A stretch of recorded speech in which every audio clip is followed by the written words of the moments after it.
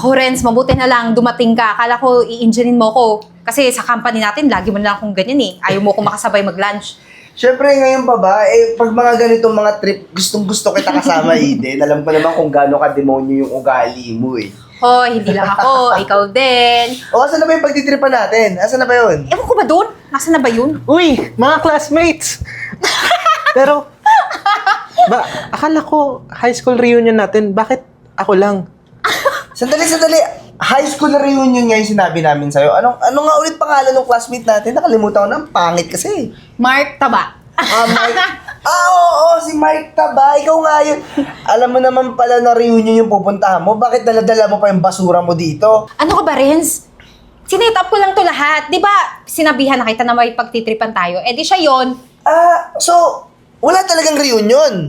Wala nga, kasi gusto ko lang makita. Gusto ko makita natin kung anong improvement sa buhay nitong classmate nating dugyot. Alam mo, demonyo ka talaga yung ugali mo. Pero, okay nga naman. Or Taba, Mark, pumunta ka talaga ng reunion, yung ganyan itsura mo. Ano na ba ang narating mo sa buhay ngayon? Eto, naglalako ako ng balot. Balot na naman! Ano ba Eh, di ba yan? nung high school ka, naglalako ka na ng balot at saka ng mga tuyo. Ano ba? Pati pa hanggang ngayon ba? Wala ka pa rin pagbabago sa buhay mo? No wonder, kasi naman, mahirap lang sila gawa ng iniwanan ng tatay. Di ba nakipaghiwalay yung tatay kasi nga itong nanay niya siguro, walang diskarte sa buhay.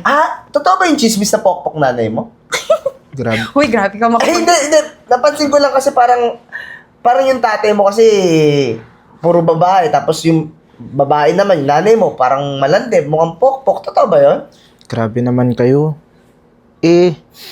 Naging mahirap lang naman yung buhay namin pero wala namang masama sa pagtitinda. Ay, sa'yo wala. Pero sa amin, masama kasi nakakasura sa paningin yung mukha mo. Walang masama. Taka ka pala talaga, Mark, ilang taong ka na, simula high school tayo, nagbebenta ka pa rin yan. Wala nang nangyari sa buhay mo. Hanggang ganyan ka na lang? Hindi ka na nagsasawa na magtinda ng balot araw-araw? 10 years? Kaya ka? Imagine 10 years na siyang nagtitinda, ganyan pa rin yung buhay niya. Naku, Tignan mo kami kung gaano na kami ka-successful, kung gaano kami kayaman. Ang gaganda ng trabaho namin ngayon. Tapos ikaw ganyan lang. tsaka nasa opisina kami. Mga 5 years na tayo doon, di ba, sa POTG Enterprise? Ay nako, Mark, hanggang ganyan na lang talaga yung buhay mo. At saka, Eden, saludo ako sa'yo. Nagpa-reunion ka talaga para laitin natin tong mukhang unggoy na to, ha? Na-miss ko to eh. Alam mo naman, di ba, nung high school, siya din lagi nating pinag-iinitan, pinagtitripan, pinagtatawanan. Kaya, 10 years, ang habang panahon yun. Kaya na-miss kita. I miss you, Mark. Alam mo, saan naman lang pumunta ka dito ng maayos yung itsura mo, hindi yung dala-dala mo pa yung basura mo. Tingnan mo, ang yayaman ng mga tao dito, talagang hindi ka pa nag-ayos. Ay, siya na. Okay na yan. Tama na yung lait. Paalisin na natin. Tayo lang kakain. Kasi tayo lang naman ang may afford dito sa restaurant na to. Oh. Grabe naman kayo, kahit patubig, wala man lang kayo. Hoy, ano kami? Dispenser? Hingan mo ng tubig? Kapal naman ang mukha mo. Tsaka di naman kami gagasto ng tubig para sa taong katulad mo. Oh. Umalis ka na dito, bawal basura dito. Layas! Layas! O, di ba? Masaya tayo today. Bago tayo kumain ng masarap na pagkain dito. Kupal ka nga talaga. Ikaw rin. Hi, ma'am! Hi ma'am, sorry medyo na-late kami kasi nagpalit pa ako ng damit ko sa kotse kasi naka-jacket ako kanina, lamig-lamig ng panahon ngayon. Tsaka nagkatuwaan kami dun sa restaurant. Nag-lunch kasi kami ni Renz. Delivery ko siya. Alam mo naman, sahod, di ba? Oo nga, lagi na lang kayong late. Every time na magpapamiting ako. Sorry na, ma'am. Nagkatuwaan din kami kasi yung classmate namin magbabalot dati hanggang yung magbabalot pa rin. Alam mo, hindi na kayo nagbagong dalawa. Buti na lang, mabait ako, naawa pa ako sa inyo kung hindi natanggal ko na kayo dito. Wow ma'am, at saka hindi mo naman kami kayang tanggalin kasi alam mo naman kung gaano kami katalino at saka kagaling dito sa kumpanya mo, di ba? Total performers kami dalawa ni Eden. Lahat ng sales, lahat sa amin niya pupunta. Ay galing sa amin yan. Kaya nga, nag-last kami dito, di ba? Ng 5 years onwards. Pa-onwards pa to. Walang pwedeng makatanggal sa amin, no? Nga pala, kaya ako kayo pinatawag. Bakit nga kasi nagpapamiting ka pa? Sana na lang kasi may Teams meeting naman tayo. Pwede ka namang mag-chat na lang dun eh. Sa bagay, medyo matanda ka na nga, ma'am. O siya, sige na, ano nga. Ito O, na sige. nga, kaya ako kayo pinatawag. Gusto ko sanang sabihin sa inyo yung early retirement ko. Ay, Ma'am! pwede mong ipagkatiwala sa amin yan. Pwede kami maging Hindi ka CEO. magsisisi. Kami na mamamahala dito sa kumpanya mo. Lahat ng pera, hihiga ka na lang. Kami nang bahala dito. Sige. Ito na nga yung balita.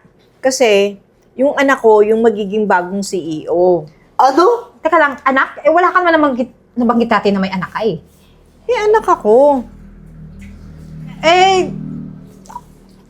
Alam mo ma'am, dapat sa amin mo yan pinagkakatiwala itong company mo kasi alam na namin pasikot-sikot dito. Alam mo, gusto ko nga ihingi sa inyo ng pasensya. Pero, gusto ko sanang intindihin nyo yung magiging bagong CEO. Pero na-briefing ko na naman siya. Nasabi ko na yung mga dapat niyang gawin, dapat niyang asikasuhin. Siyempre lang, maninibago kayo sa pagpapalakad. Naku ma'am, siguraduhin mo ha, na hindi yan sakit ang ulo kasi baka kami yung, alam mo na, ma-drain dito na dahil sa kakaturo sa anak mo. Bakit kami na lang sana yung ginawa mong magmamanage itong company mo, ma'am? Ang tagal-tagal na namin dito. Kami yung pinakamatagal mong empleyado. Tama. Siyempre, dapat muna yung anak ko bago pa kayo. Ano pa magagawa namin? Anak mo naman yan. Sige, G, kailan ba yan magsisimula yung anak mo dito? Bukas na bukas din. Bukas. Oo, ang dadatnan nyo na rito siya na. Kasi may flight na ako sa gabi, ang flight ko. Di wow. Okay. Yun lang ba yung sasabihin mo sa akin? Busy kami. Yes. Siyempre gusto ko rin kayo makita na. O sige na, gora na kayo. Yun pala. Balot! Penoy! Ba't ang ingay na tong gabi na to? My goodness. Tingnan mo nga naman. Ano, Mark? Ginabi ka na? Ginabi ka na kakabalot mo? Kakakita lang natin kanina, di ba? Ano ba naman yan? Hanggang ganyan ka na lang talaga. Ano, wala ka nang pagsisikap sa buhay? Ano? Alam mo, Mark, ang maganda mong gawin, umuwi ka na lang sa inyo, tapos yung mga balot na yan, ipukpok mo sa ulo mo. Nang magising ka naman na hanggang ganyan na lang ba yung buhay mo? Nakakahiya ka. Dito pa namin makikita sa daan. Feeling ko nga hindi yan nabentahan kasi nandidiri sa mga benta niya. Kasi, kung san lang siguro yan inangkat niyan, o di kaya siya yung gumawa, tapos nilublob lang doon sa tubig sa squatter. Grabe naman kayo, friends, Eden. Alam nyo, kung wala rin naman kayo sasabing maganda, hayaan nyo na lang ako dito. Ay, meron ako masasabing maganda. Alam mo kung ano? Sana hindi ka na lang pinanganak sa mundong to. Siguro galit na galit ka na sa magulang mo, no? Siguro galit ka sa nanay mong pokpok na sana hindi na lang ako pinanganak sa mundong to kasi ganito lang yung magiging buhay ko. Di ba? Ano, Mark? Tama ako, no? Kaya Tama nga, iniisip ko. kaya nga din kinakahiya siguro yan ng tatay nila. Kaya, ayun, iniwan, di ba? Kaya ikaw, ha? Kung sasabihin mong wala kaming magandang sasabihin, okay lang. Kasi naman, totoo naman lahat ng sinasabi namin, kalait-lait ka. Ay, nga pala, di ba may bago tayong CEO bukas? Inggitin mo, sabihin mo sa kanya. Oo, may bago kaming CEO bukas. Baka maghanap yun ng mga aplikante. Talaga? Baka pwede nyo naman akong tulungan makapasok doon. In your dreams. Bakit ka namin tutulungan? Hindi ba nakikita itsura mo sa salamin? Tignan mo nga, oh. Tignan mo yung itsura mo, mukha kang gusgusing unggoy. Tama ba yun? Ay, gusto mo maging janitor? Pasok ka namin? Ay, nako, Eden. Hindi yan matatanggap. May qualifications yung mga janitor. Ay, sa bagay. High standards kasi dun sa company na yun. Tama. Kahit mga janitor sa amin, mga college graduate, alam mo ba yon? Ikaw ano? High school graduate ka lang, di ba? Kasi magbabalot ka lang. Tsaka alam mong gawin mo, Mark, lahat ng balot mo, kainin mo na lang. Kasi, tingnan mo, mababawas pa yan sa taba mo, kakalakad mo.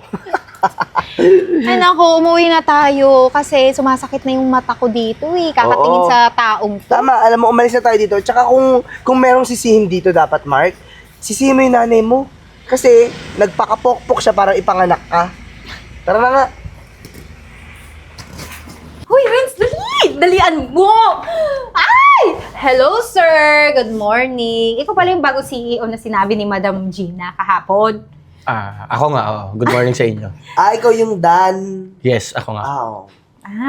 Sir, bakit ganyan po yung itsura nyo? Yung para naman kayong bagong laya o tumakas sa kulungan. Alam niyo ba, hindi presentable yung mukha Akala niyo. ko nga nagbebenta ng mais eh.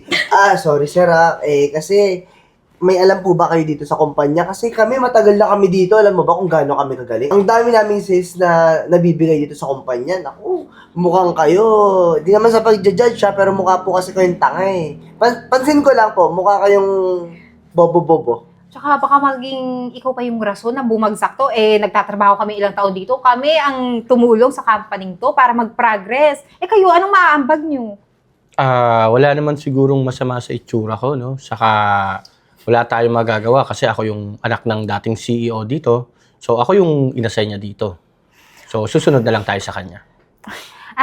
Sir, excuse me lang ha.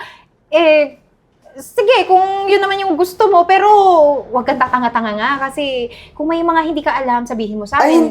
Ay hindi, Eden. Bakit? Alam mo, sir, kung ako sa'yo, may oras sa pa, tsaka panahon, kausapin mo yung nanay mo, sabihin mo sa nanay mo, kami na lang yung maging tagapamahala, tapos tutulungan ka na lang namin kasi mukhang ang hirap po ipagkatiwala kasi hindi naman, tulad ng inuulit ko, hindi ako judgmental, pero medyo mukha kayo kasing bobo-bobo talaga, sa totoo lang Alam mo, tama siya. Tsaka nakikita ko sa aura mo, marunong akong kumilatis ng tao eh. Ay wala, ekis ka talaga eh. Hindi ka bagay dito. Kaya may time pa para umalis ka dito or alam mo yon, humanap ka ng ibang trabaho.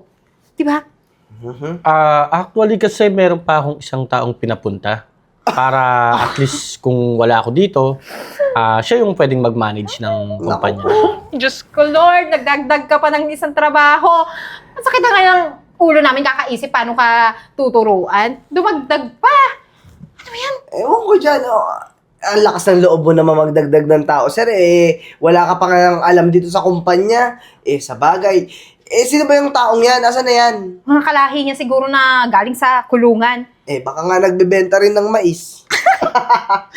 Paparating na rin yun. Hintayin nyo na lang din para makilala nyo. Naku, ano ba yung paghihintay na yan? Precious yung time namin eh. Ano na, Sir Dan? Oy! Paano ka nakapasok dito? Sinasabi ko na nga ba, yung mga kalahi niya?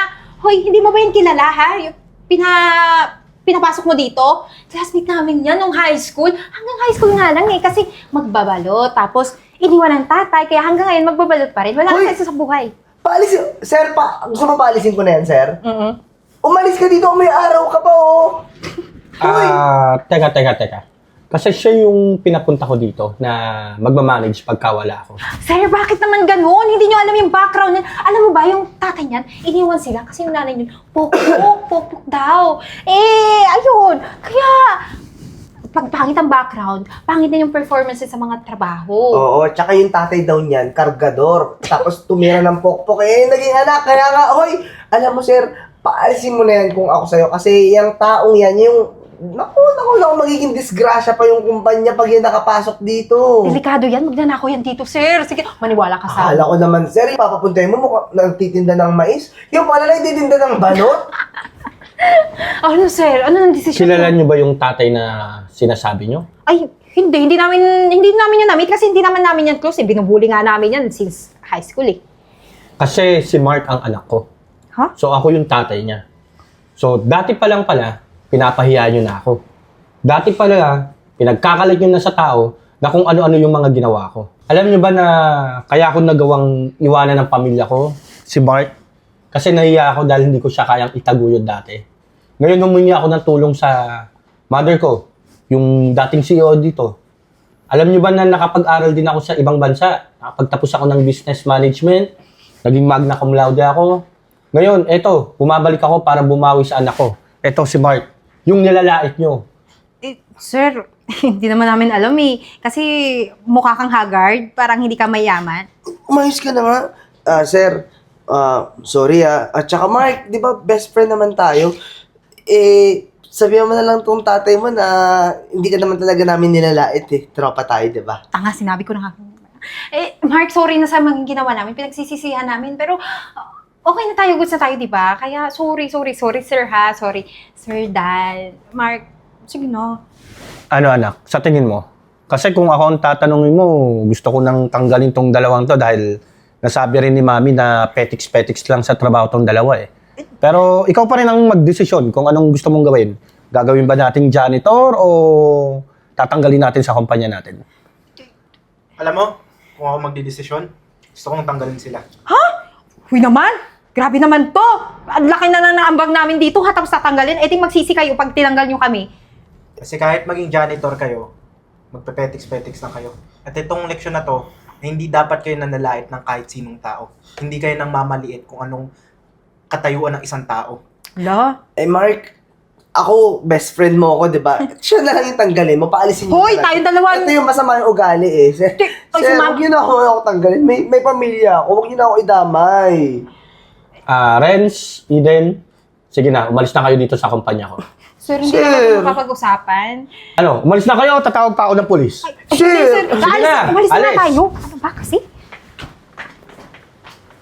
Mark, anak, gusto ko sanang humingi ng tawad sa'yo. Gusto kong bumawi sa'yo. Pero ngayong nandito na ako, ibibigay ko ang lahat ng mga hindi ko nabigay nung nawala ka sa akin. Sana mapatawad mo ko. Hindi naman ako nagtanim ng galit eh. Kaya nga ako nagsumikap eh, para maitaguyod yung pamilyang iniwan mo eh. Sige anak, huwag kang mag-alala, babawi ako sa'yo. Simula ngayon, sa kumpanyang ito, ikaw na ang maging kanang kamay ko. Dito ka na! Hoy! Mark! Pasensya na ha, sabihin mong sinusundan ka namin. Totoo yun, sinusundan ka namin kasi gusto namin talagang humingi ng sorry, di ba? Oo, Mark, tumakbo na kami, dumiretso na kami dito kasi yung guard ayaw kami papasukin. Eh, nakita kasi namin ikaw pumasok kaya, Mark, pumunta kami talaga para humingi ng pasensya at saka patawad kasi hindi pala madali magbenta ng balot sa ganito kainit na panahon tsaka walang bumibili. Kaya nga kaya sising-sisi kami sa ginawa namin kung hindi namin ginawa yun, yung paglalait namin sa inyo. Tapos tatay mo pala yung may-ari, yung CEO. Sana hindi kami ganito. Mark, sobrang sorry talaga sa mga nasabi ko pati magulang mo dinamay ko pa. Alam nyo, nung ako rin nagtitinda, ganyan din yung nararamdaman ko. Diba ang hirap? Oo, sobra. Pati skincare ko, sayang eh. Pero alam nyo, kahit gaano kayo, sa mga panlalait na ginawa nyo sa akin, tagal ko na kayo napatawad eh. Talaga? Di ko rin naman talaga kayang makita na may ibang nahihirapan. Kasi alam ko kung ano nararamdaman nyo. Alam ko kung ano naging estado nyo. Hala, ang bait mo naman. Alam mo Mark, totoo talaga yung sinasabi ng mga tao kahit na paulit-ulit ko na lang naririnig na kung sino pa yung mahirap, sila pa yung may mga magandang kalooban. Mark, sobrang sorry talaga ha. Yan, yun na yun. Okay na yun. Alam nyo, bibigyan ko kayo ng magandang oportunidad. Hala, bibigyan mo kami ng pera? Hindi! Mark, ano yan? Ano yan? Bibigyan ko kayo ng trabaho. Talaga? So, babalik kami sa company mo? Oo, pero bilang janitress. Ha?